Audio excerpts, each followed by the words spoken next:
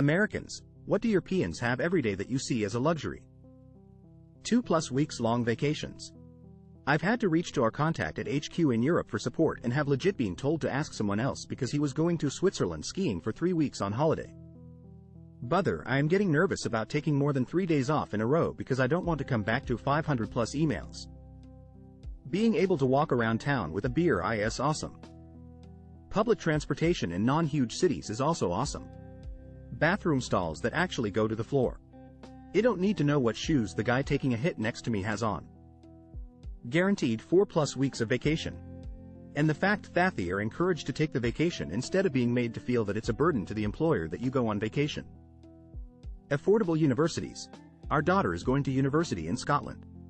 Our US friends always respond with shock at the luxury of going overseas for school until I tell them it's 1/2 the cost of an equivalent US college. That includes travel expenses. Local bakeries with wonderful fair-priced food readily available on their walking commute. Readily available and reliable public transportation. This is only really true for Southern Europe. But cheap wine by the glass, cheap coffee and pastries. Cafes in the US are marketed as very trendy, and if you want a pastry and a coffee you should be ready to pay like $8 to $10. In most of Italy, Portugal and Spain you can get coffee and a croissant for like €3. They can travel between different countries in Europe without spending days driving or flying. 6 weeks vacation. Extra pay just for vacation, at least in Germany, government healthcare. Bread that doesn't have the sugar content of cake. And to be honest, all the unprocessed food. Healthcare they can afford. Healthcare. Life-work balance. Walkable communities. Great train service. Vacation. Schools that teach other languages effectively. That would be so nice. Kind of annoying that we don't teach Spanish from an early age alongside English. Time. I spent time abroad in Italy for school and there was just so much less of a rush everywhere. Oftentimes the latest person to my classes we were professors. Everyone really took their time and I didn't really feel the bustle of constantly going somewhere when I was there. I mean, dang, the village my apartment was located shut down for a few hours in the afternoon so the shopkeepers could go have lunch. It was wild. A unit system that makes sense. Cities designed for walking, and public transit designed to make travel between major cities, countries without a car incredibly seamless. I don't really drive much, and hate having to get around by car especially while traveling.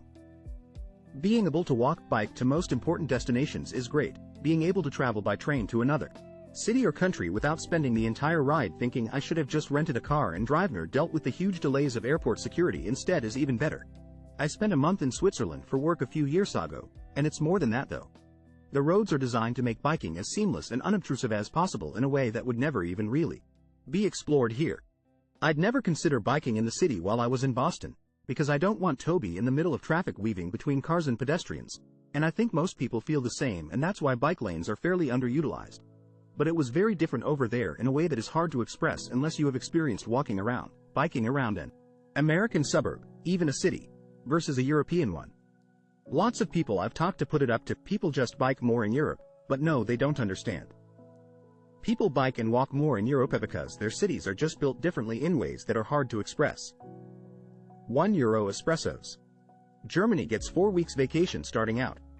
I have to work for my German-based company in the US for 20 years before I can get equal vacation time. They refuse to negotiate. Edited for correction. What made you suddenly lose interest in someone you were pursuing? She disappeared for about a month and showed up looking horrible, lost so much weight I hardly recognized her. Found out that she was left $20,000 by her dad and received it. She was a crackhead and spent it all. Didn't spend a penny on her 2 young children either, just left them with her mom and went partying. The biggest red flag for me is pursuing someone who loves attention on themselves but is not very interested in your life. Basically drop the pursuit right there and look for someone who is just as interested in you as you are in them.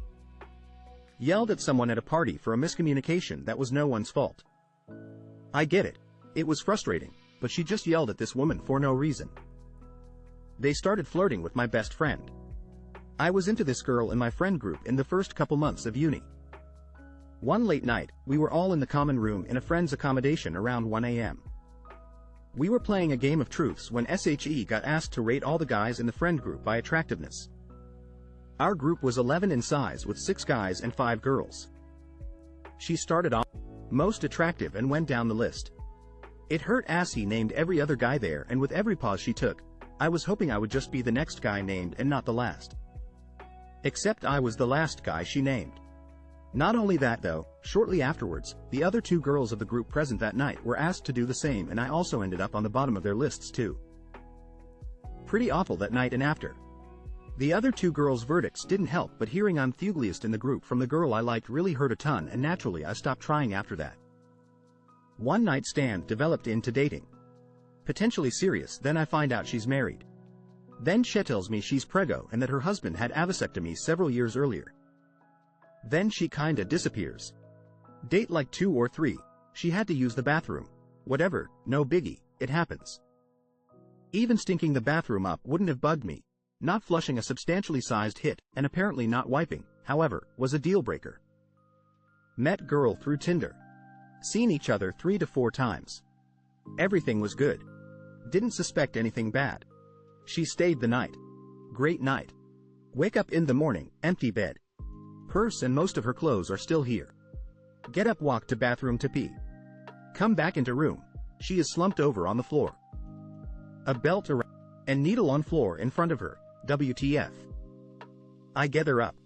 Get dressed and get out. Goodbye. He genuinely referred to himself as an alpha male, and then continued to tell me how much women sucked while we were at a concert with a woman opener. She stood me up on my 30th b-day, after she invited me out of town to celebrate. It was all good. Got myself an amazing steak dinner, and my nieces and nephews got me a chocolate cake, and they got me a Captain America shirt I still use to this day. We both worked at a Hollywood video shortly after DVD rentals became a thing. That part is just context for the time period. We were both in high school but went to different ones. She was attractive and had a wicked sense of humor. We also got along pretty well. I was planning to ask her to my school's homecoming. One morning we were both on the opening shift. A severely mentally handicapped man came in asking for help with his watch. I tried to help him, but the thing looked pretty busted. As soon as the door closed, she let out a huge disgusted sigh and said, "God, I ucking hate R." So gross.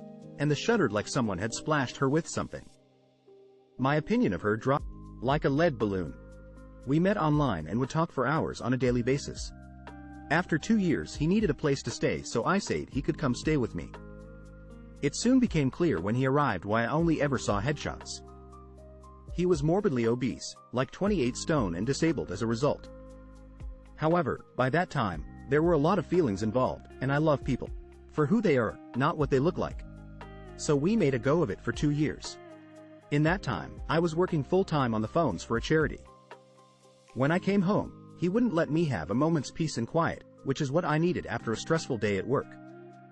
Instead, he had to hold my hand constantly and would talk non-stop. I mean, I get he was on his own all day, but he would also be constantly messaging while I was at work, so I had no escape. I literally became his full-time carer on top of working 45+ hours a week.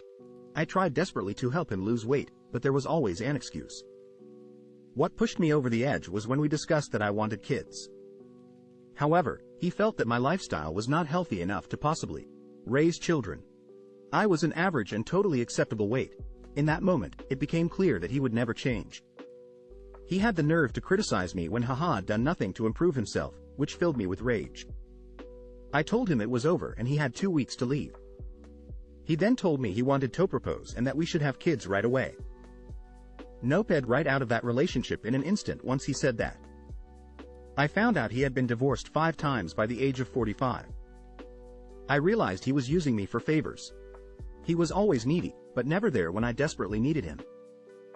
He made excuses for everything. We could not have one conversation where he did not blame someone else for his own hit. Dropped out of college? Well, it was a stupid degree anyways. His teachers were unfair to him, specifically. Higher education as a whole is a scam. Never had a job at almost 24+ years old?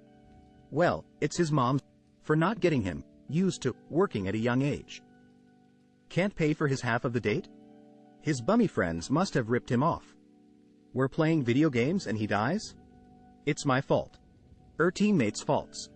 The game is dumb. He's lagging. His controller died. I very quickly realized that this inability to acknowledge his mistakes or shortcomings would bleed into the relationship. I could not see myself with someone who acted that way long-term, so I dipped out and encouraged him to do some real introspection.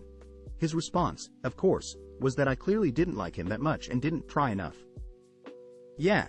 Shocking. And #X200. Edit. Grammar and clarity. He was way too orny. He turned every joke or sweet convo into something sexual, which really put me off. Brought a kid she never mentioned on a Tinder date. I'm 18. His anger. I asked him a question but then was unsure if that question would make him upset, so I deleted the message. He had started reading the question when I deleted it and became inconsolably angry at me. Screaming for hours without stopping, and something just clicked in me during the middle of his yelling and I realized I hadn't loved him for some time. I felt sorry for his life situation and I never actually wanted to even date him since the beginning. Context. The question was about some kind of drama he saw in an article. I don't remember exactly what the question was since it was so long ago. Went to surprise her for her birthday 3 days after she randomly showed up at my apartment saying she had broke up with her long-term boyfriend, all through high school.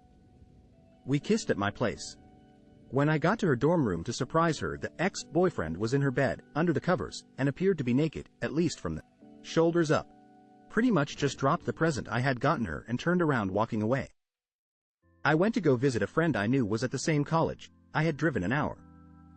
He was busy writing a paper but said I should go visit his little sister who I hadn't seen in over a year. She was at the same college. He gave me direction. Her dorm.